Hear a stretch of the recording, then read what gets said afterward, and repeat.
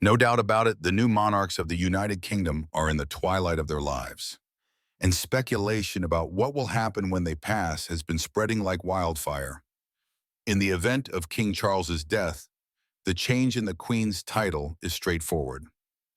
King Charles III was officially crowned in the UK during the long-awaited coronation ceremony at Westminster Abbey on May 6, with 20 million Britons watching the historic event unfold. Queen Camilla has just been expelled from the palace. And this time, it's not about scandals or stolen jewels. Shocking new evidence has directly linked her to the death of Princess Diana. The royal family is stunned. The public is outraged. And King Charles has no choice but to act.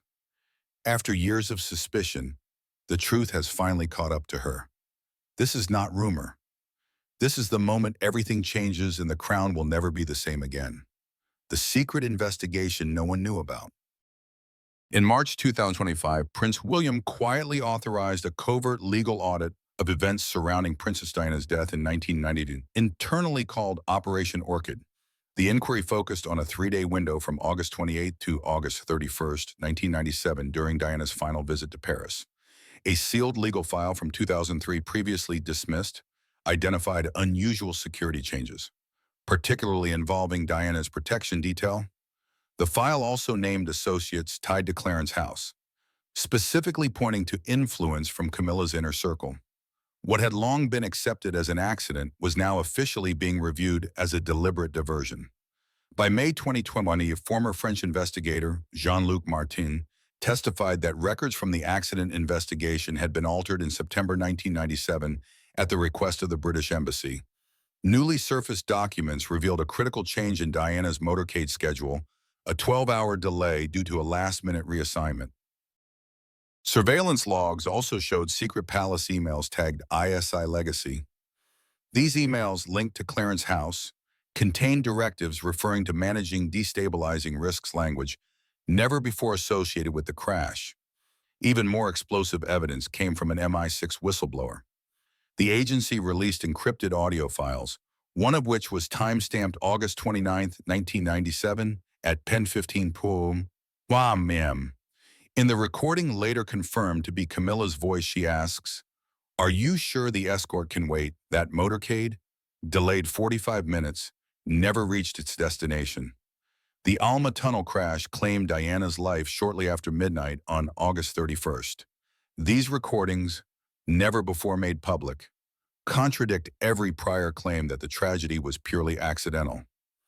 The investigation's final report, filed May 28, 2025, concluded that Diana's security team was unusually cut from 4 members to just 1 minute before she entered the tunnel. Surveillance footage and guard rosters confirmed the change. When William read the findings, he was silent. Behind closed doors, he said, "This wasn't incompetence. This was betrayal." What began as a quiet review had turned into a moral reckoning. The monarchy was being forced to answer for decisions buried for nearly 3 decades. With Operation Orchid now complete and the sealed files unsealed, a chilling new piece emerged: a handwritten letter from Diana herself, hidden from the public for decades. This letter, written in October 1996, predicted betrayal with astonishing detail. Her private fears could no longer be dismissed as emotional paranoia. Now that they were backed by evidence. In the next installment, we explore how this letter reshaped history and redefined guilt within the palace. Diana's 1996 letter is finally revealed.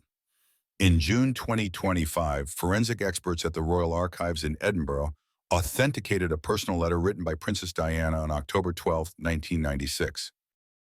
This document, sealed for over 29 years, had been stored in a private safe once belonging to her former butler, Paul Burrell. Forensic testing confirmed that the ink, stationery, and handwriting matched materials Diana used at Kensington Palace. The letter warned, "There is a plan. Camilla has more power than anyone realizes." These words, long ignored, now carried an urgent weight in light of the findings from Operation Orchid. Alongside the original letter was a second, more specific note, dated June 1st, 1997, just 10 weeks before her death. It read, "There's a move underway. If anything happens to me on this trip, open this." Diana was referring to her planned visit to the French Riviera with Dodi Al-Fayed. The envelope containing this note remained sealed until Prince William exercised an emergency veto in May 2020. Legal scholars quickly recognized the letters as both personal testimony and evidentiary warning. Internal palace emails recovered during the Operation Orchid audit confirmed that between August 15th and August 30th, 1997, Clarence House staff exchanged memos containing phrases like destabilization may be necessary and legacy transfer. Metadata from these emails confirmed they were sent during the same period Diana wrote her second note. Legal advisors now view the two letters as posthumous declarations, messages from a woman who foresaw what was coming. Combined with the audio recordings, they turned palace suspicions into a documented pattern. On June 15, 2025, Britain's major broadcasters released Diana's letters to the public. Within hours, justice for Diana was trending in 81 countries. By June 17, Parliament had opened an emergency debate. Commentators called it the most consequential revelation in modern royal history. What had once been speculation had become state-level evidence. Camilla's influence, once whispered about, was now etched into history in Diana's own handwriting. Her letters, ignored for decades, had finally grown loud enough to demand accountability from the very palace that once silenced her. As Diana's words shook the monarchy, public pressure soared. But the final blow to Camilla would not come from the press or protesters. It would come from within the palace itself. In the next chapter, we uncover how Princess Anne, long seen as the royal family's iron shield, discovered a hidden financial link between Camilla and the 1997 crash. And what she did next would make headlines around the world. Princess Anne uncovers a hidden money trail. By July 2025, Princess Anne, fierce, meticulous, and fiercely loyal to her mother's legacy, launched her own investigation, separate from Operation Orchid. Knowing the palace needed more than emotional evidence, Anne focused on tracing financial transactions from Clarence House accounts between 1996 and 1998. Working with her longtime royal auditor, Edward Septon, she discovered that on August 29, 1998, $2.4 million had been wired from a secret Cayman Islands trust to a private contractor in Paris. The recipient was a now-defunct security logistics firm called Lucentia Global. Lucentia Global did not appear on the royal payroll and had no recorded contracts with MI6 or any official palace operations. Its only notable assignment was a vehicle transfer contract for the very weekend Diana died. The paper trail was chilling. On August 28, Lucentia was instructed to facilitate an evening surveillance disruption at the Ritz Paris Hotel, where Diana and Dodi Al-Fayed had their final dinner. Lucentia's local partner, Jean Monod-Lair, later testified that disruption meant reassigning escort teams and altering departure routes. Everything lined up with the crash timeline. Digging deeper, Anne found emails between Camilla's longtime aide, Harrison Dent, and Lucentia's negotiation. One message, dated August 20th, 1997, contained a chilling line. Final assurance requested delays must be untraceable, buried deep in encrypted servers in Berkshire. The email was verified as authentic by cyber forensics teams. This was more than coincidence. It was a funded, facilitated plot executed through palace influence.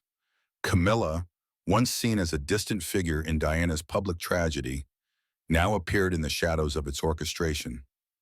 On July 12, 2025, Anne presented her findings directly to King Charles in a private audience at Windsor Castle. He reportedly sat in silence for 40 minutes, staring at transaction ledgers, offshore banking logs, and contractor summaries. The man who had once defied the world to protect Camilla said nothing. When Anne finally spoke, her words were short but razor sharp. She destroyed our mother's peace. Charles closed the file, lowered his head, and gave the order Anne had been waiting for: do what must be done. With financial proof now in the king's hands and Anne standing guard over justice, the palace could no longer hide from the truth. But it wasn't until Prince William stepped forward that the trial truly began. The next chapter unfolded at Kensington Palace, where William shattered royal silence with a move that stunned both the monarchy and the world, a call for an arrest behind palace gates. On July 16, 2025, William summoned his legal advisor, Sir Daniel Gracemark, to Kensington Palace for an unscheduled emergency meeting. Armed with Anne's full financial report, Diana's letters, and the final Operation Orchid dossier, William issued an unprecedented royal directive at exactly 9:32 a.m. He signed a formal request to the Royal Security Division of Scotland Yard, invoking the rarely used 2019 Crown Integrity Act, a statute reserved for cases of national-level treason. Camilla Parker Bowles, Queen Consort of the United Kingdom, was now under criminal review. Within hours, palace gates were sealed. No media leaks, no press conference. At 2:15 p.m., two unmarked vehicles rolled through the north gate of Clarence House. Unaware of what was unfolding, Camilla was said to be on a private call with her sister, Annabel Elliot. A senior officer entered her private study and, with calm but direct authority, informed her, by authority vested in the Crown's estate, you are placed under palace detention pending charges of treason and conspiracy to manipulate Crown assets. According to staff, Camilla's face drained of color. She said only one word, William. By 400 me, a sealed arrest warrant was delivered to King Charles's private chambers. Shattered, Charles signed it. According to aides, he wept as he did so, uttering only, "For Diana, for the truth." The next day, Camilla was formally placed under royal house arrest, confined to the east wing of Balmoral under 24-hour guard. Her personal security detail was stripped away, and all communications were monitored by the Crown's legal office. Officially, she retained the title of Queen Consort. In reality, she was now a royal prisoner. When news broke on July 18th, it triggered a global firestorm. From the BBC to CNN, headlines blared Camilla arrested, monarchy in crisis. On social media, over 4 million tweets carried the hashtag Justice for Diana in just 12 hours. Protesters massed outside Clarence House and Buckingham Palace, demanding full prosecution. Some held placards reading, 30 years too late. For the first time in modern royal history, the people, the law, and the Crown stood united on one point: Camilla could no longer hide behind royal titles. With her now facing the full weight of legal and moral judgment, the stage was set for a dramatic unraveling of her place in the palace. But the final act would not play out behind closed doors. It would explode inside Westminster Hall, where her public interrogation would send shockwaves through the realm. Next, we go inside the trial that changed everything. The trial that shook Westminster Hall. Camilla's royal trial began on July 24, 2020, inside the historic Westminster Hall, under the gaze of the public and the looming portraits of the late Queen Elizabeth II. The chamber was packed with reporters, legal teams, and palace staff, all silent as Chief Prosecutor Eloise Merrow read the charges: conspiracy to defraud the Crown's estate, defamation of Princess Diana's legacy, and obstruction of historical truth. These were not symbolic accusations. Under royal law, they carried the possibility of title removal, exile, and full asset seizure. For 8 relentless hours, the prosecution laid out its case. Diana's handwritten letters from 1996 and 1997, Lucentia Global's payment receipt dated August 29, 1997, and an audio recording time-stamped 22:15, just 2 days before Diana's fatal crash. Camilla, seated in a navy dress suit, remained silent through the opening sessions. Her defense team, led by Sir Alaric Grant, argued that none of the documents proved malicious intent, only mismanagement. But public sentiment was boiling over. Cameras panned to Prince William's composed face, to Princess Anne's unblinking stare. Then came the emotional breaking point. On July 25th, William himself took the stand. He read directly from his mother's letter, "They want me out of the way. The courtroom fell into absolute silence.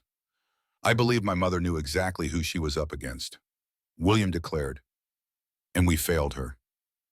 His voice didn't waver. The weight behind his words was enough to convict her in the court of public opinion long before the jury spoke. When asked if he could forgive Camilla, his reply was unflinching. Forgiveness is not mine to give. Justice is. On July 28, 2025, the jury delivered its verdict guilty. Camilla was stripped of all ceremonial roles, barred from inheriting any future crown property, and sentenced to indefinite exile under supervised confinement at a private estate on the Isle of Skye. Outside Westminster, the crowd erupted in cheers. This was more than a verdict, it was closure. Closure for Diana, closure for Charlotte, closure for a nation that had waited 28 years for the truth. As the judge's gavel fell, Camilla's final chapter with the crown ended, and the monarchy stepped toward a new future. But history, as always, would not let go so easily. In the next chapter, we uncover how Camilla's exile reshaped the very identity of the royal family and why Diana's shadow may never leave its center. Exile on the Isle of Skye. On August 2, 2025, Camilla was quietly moved to a private estate on the Isle of Skye, a remote location chosen by the Royal Exile Council for its isolation and near impossible access. The property, once owned by a distant relative of the Queen Mother, had been stripped of modern luxuries. Surrounded by 3.2 miles of forest and cliffs, it stood as a fortress of solitude. A royal decree signed by King Charles the night before formally barred Camilla from entering any royal palace, attending ceremonial events, or participating in public engagements under crown authority. By every measure, she had become a ghost of her former title. The press called it the Velvet Exile, but insiders knew the truth. The estate had just 6 staff members, all crown appointed, including 2 security officers, a chef, a nurse, and 2 administrative overseers. Camilla's contact with the outside world was restricted to 1 supervised phone call per week, and the only visitor permitted was her sister, Annabelle Elliott, pending clearance. All costs of her upkeep were drawn from the Parker Bowles family's personal assets, not the royal purse. The perimeter was discreetly patrolled by Scotland Yard, who classified her status as a level 3 detention, high risk to royal security integrity. Camilla's days reportedly followed a rigid schedule: wake at 6:30 a.m., meal checks, bi-weekly therapy sessions, and a mandatory 900 p.m. lights out. She was allowed books, but no internet, and received only censored newspapers. Her only window to the world came in the form of letters from her children, Tom Parker Bowles and Laura Lopes, both now under watch. After her testimony, Laura lost her art trust privileges at the National Gallery. Tom resigned from his food column at the Daily Mail amid public backlash. As Camilla faded into silence on the windswept edge of Scotland, a different storm was gathering inside the walls of Kensington Palace. Prince William, more resolute than ever, turned his full attention to a question left unanswered for nearly 3 decades. Who else knew the revelations to come would not only shake the monarchy's present, they would threaten to rewrite its past? Exile on the Isle of Skye. On August 2, 2024, Camilla was quietly moved to a private estate on the Isle of Skye, a remote location chosen by the Royal Exile Council for its isolation and near impossible access. The property, once owned by a distant relative of the Queen Mother, had been stripped of modern luxuries. Surrounded by 3.2 miles of forest and cliffs, it stood as a fortress of solitude. A royal decree signed by King Charles the night before formally barred Camilla from entering any royal palace, attending ceremonial events, or participating in public engagements under crown authority. By every measure, she had become a ghost of her former title. The press called it the Velvet Exile, but insiders knew the truth. The estate had just 6 staff members, all crown appointed, including 2 security officers, a chef, a nurse, and 2 administrative overseers. Camilla's contact with the outside world was restricted to 1 supervised phone call per week, and the only visitor permitted was her sister, Annabelle Elliott, pending clearance. All costs of her upkeep were drawn from the Parker Bowles family's personal assets, not the royal purse. The perimeter was discreetly patrolled by Scotland Yard, who classified her status as Level 3 detention, high risk to royal security integrity. Camilla's days reportedly followed a rigid schedule: wake at 6:30 a.m., meal checks, bi-weekly therapy sessions, and a mandatory 9 to 10 lights out. She was allowed books, but no internet, and received only censored newspapers. Her only window to the world came in the form of letters from her children, Tom Parker Bowles and Laura Lopes, both now under watch. After her testimony, Laura lost her art trust privileges at the National Gallery. Tom resigned from his food column at the Daily Mail amid public backlash. As Camilla faded into silence on the windswept edge of Scotland, a different storm was gathering inside the walls of Kensington Palace.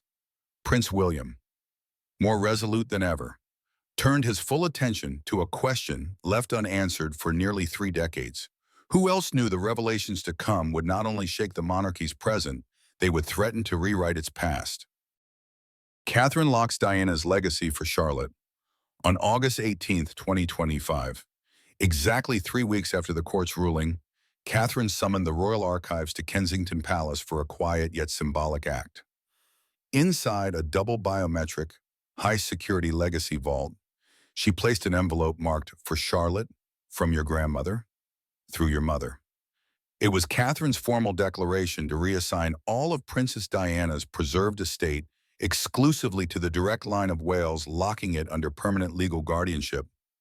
The items, including Diana's sapphire engagement ring, the Spencer tiara, and her handwritten journals, would now pass directly to Princess Charlotte on her 18th birthday in 2043. No media cameras were allowed. There was no official announcement. But by August 20th, word had leaked through palace aides. The public reaction was overwhelmingly supportive.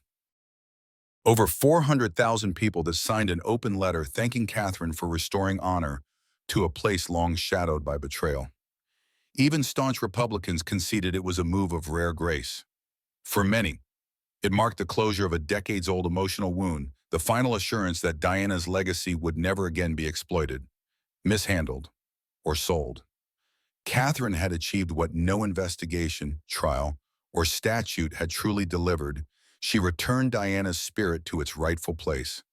Behind palace doors, protocol shifted. A new department, the Wales Heritage Trust, was established to oversee the preservation, rotation, and educational display of Diana's historical items. Supervised by Lady Rachel Montfort, Diana's longtime archivist and Charlotte's legal godmother, the trust would report directly to Catherine. For the first time, a royal collection would not be managed by tradition or committee, but by a mother's intent. This isn't about possession, Catherine quietly told her staff. It's about protection. That statement, later quoted in the Telegraph, was hailed as the dawn of a new era in legacy preservation. With Diana's treasures sealed and Charlotte's path secured, the royal family began a slow, painful process of healing. But public judgment was still underway. And in the final act of this decades-long trial, it would not be Camilla's exile or Charles's silence that defined the moment. It would be the verdict of the people. On September 1st, 2025, exactly 28 years after Diana's tragic death in Paris, Catherine made an unannounced public appearance with Princess Charlotte at Althorpe, Diana's childhood home. Wearing a simple navy dress, Catherine led her daughter into Diana's memorial garden, where the young princess placed a single white rose on the stone bearing her grandmother's name. One photograph captured the moment. No tears, no spectacle, only stillness and reverence. It became the most shared image of the year, appearing on front pages from New York to New Delhi. It wasn't just a tribute, it was a statement. Catherine's gesture signaled that Diana's story would no longer be written by others, not by tabloids, not by scandal, and certainly not by the shadows of betrayal.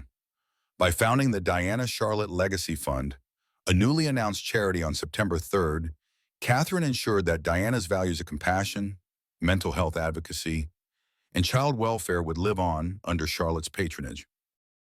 The fund received £12 million in public donations within its first 4 days, with contributions from 52 countries. Inside Kensington Palace, change continued. Diana's preserved estate was relocated to a separate, secure wing, where one day Charlotte herself would oversee exhibitions and educational programs in her grandmother's name. A new family charter, signed by Prince William on September 6th, formally established the Wales family's independence in legacy management, entirely separate from the wider royal household. It was, by every measure, historic. It marked the first time a branch of the monarchy had claimed full guardianship over the possessions and public memory of a former royal. Diana, once silenced and erased, now held an official place not only in the nation's heart, but in royal law. As for Camilla, her name gradually disappeared from palace correspondence. Her exile continued at Highgrove, now reclassified as a remote estate under private security watch. Charles, though still king, appeared in public less often, most often glimpsed walking alone at Balmoral. The weight of the decisions and the revelations they had unleashed seemed to have visibly aged him. Meanwhile, Catherine's rise was not only in popularity, but in moral authority. A September 10th Ipsos UK poll named her the most trusted royal figure, with an approval rating of 89%, surpassing even Queen Elizabeth II's final rating in 2022. The people had spoken, and in spirit, they had crowned their queen. This was never just a story about jewels or exile. It was about betrayal, truth, and the unseen power of memory. In the end, Camilla lost more than a crown. She lost the trust of a nation. And Diana, though gone for decades, had never felt more present. Catherine, without ceremony or title, had become the queen the people never had, but had always wanted. Through Charlotte, that legacy would endure. And as one letter sent to Kensington put it best, the real crown was never on her head. It was always in her heart.